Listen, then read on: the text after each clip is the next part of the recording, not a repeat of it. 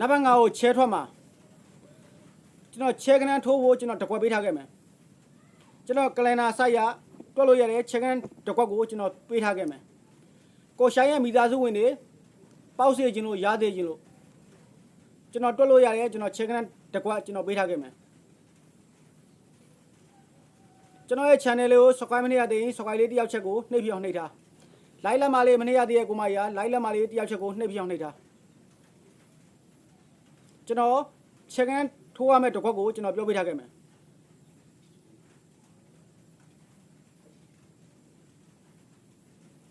ကျွန်တော်တို့နှလုံးကဏ္ဍကို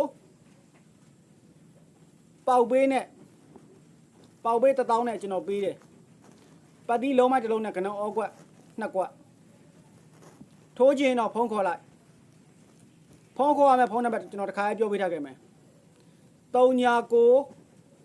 422 85ခွန်143ဟိုင်ဖုန်းနံပါတ်ကိုဓာတ်ရိုက်မှတ်ပြီးတော့ဓာတ်ရိုက်ဖုန်းခေါ်လိုက်ကျွန်တော်နှလုံးကဏ္ဍကိုတော့ကျွန်တော်ပေါက်ပေး1000နဲ့ကျွန်တော်ပေးရကဏ္ဍပေါက်မှာ1000ပဲပေးကျွန်တော်တို့ချဲကဏ္ဍထိုးဖို့တစ်ခွက်ကတော့ကျွန်တော်ပြောပြထားခဲ့မယ်နော်ချဲကဏ္ဍထိုးဖို့တစ်ခွက်ကတော့ကျွန်တော်ပြောပြထားခဲ့မယ်68ခွန်ချဲကဏ္ဍနော်68ခွန်အဲ့တော့ကိုထိုး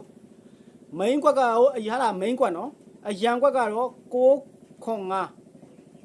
6ခွန်5အရန်985အရန်